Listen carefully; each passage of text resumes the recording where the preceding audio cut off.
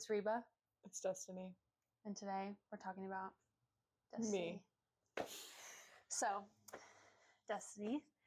And for those of you who do not know her, she is a recent Malone grad. She was a ministry major. And now she is working at Shale, where she has been making latte art. It's true. Which is going to lead into us talking about her canvas art here shortly. Ooh. She works at University Church, and she is the co-director of the Youth and Young Adult Program, along with Lauren Meadows.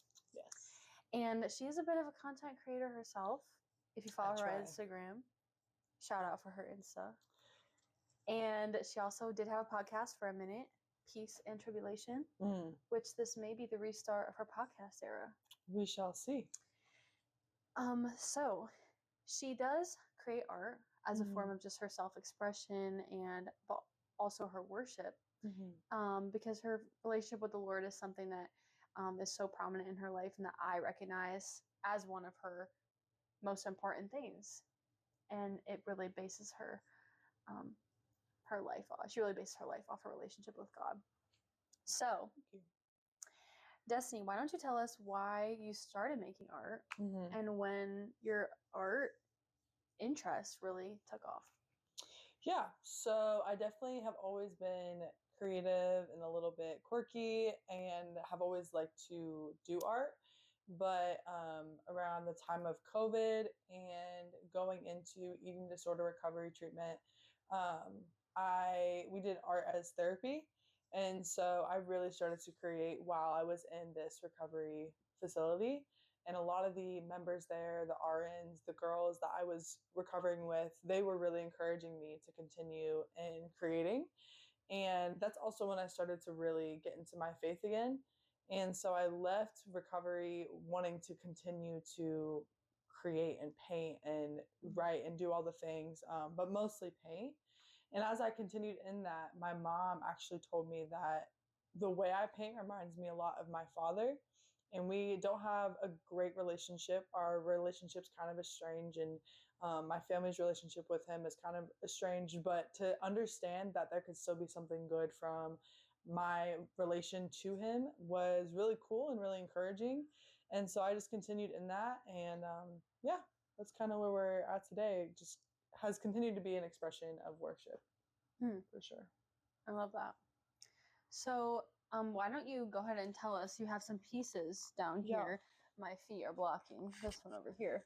But why don't you tell us about a couple of the pieces, where you were in your life when you were creating them, and just kind of the meaning. Yeah. So this one was called The Gift of Grace and Mercy. And I made this one about 3 or 4 years ago. Actually, I was with my friend Grace and we just were hanging out. It was a point in my life where I really started wrestling with my past and I didn't know how to relate to the Lord and his good news with also my shame.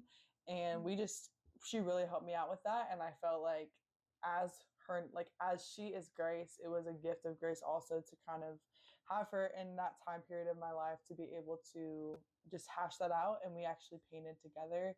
And this is just kind of what came to be. And it was not planned. But this is actually one of my favorite pieces.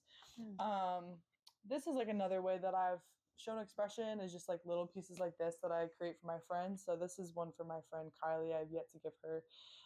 But I often like to paint things for my friends just with colors that remind me of them or like a theme. And so this is one of those. And then these two are post Malone.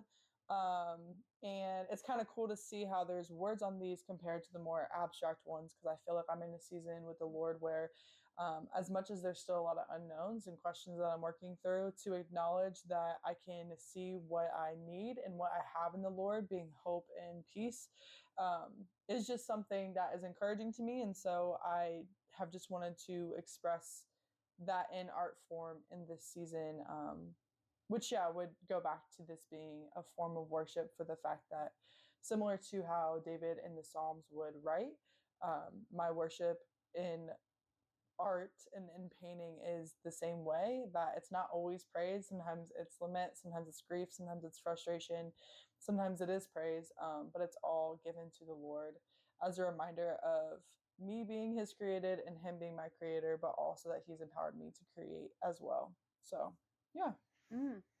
Love it.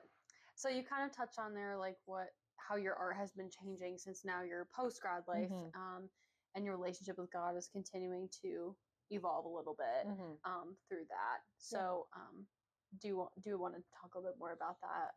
Have you seen other things change like in your life? Or how have you seen like your relationship with God changing like now that you're just in a new season? I think it's really easy to be in your faith when you're around a lot of other Christians, but I'm in a space where I'm surrounded by people who want to know the truth, and I believe that Jesus is the way, the truth, the life. And I've been in a space where, as much as that is for me personally, I know him as the truth everlasting. And so I'm in a space where I feel encouraged and entrusted with a little bit, and to steward well with what he's given me in this season, and to learn what it means to express the truth, not just for myself and what he's done for me, but to actually confidently speak and live out and express the truth to all that are around me in love and with hope and with peace, because that is what the Lord offers. And it's hard because it's a lot easier when, like I said, you're around other Christians, but people are eager to know the truth, and the truth does set us free. And I know that for myself, and to live into that is freeing even when it's hard.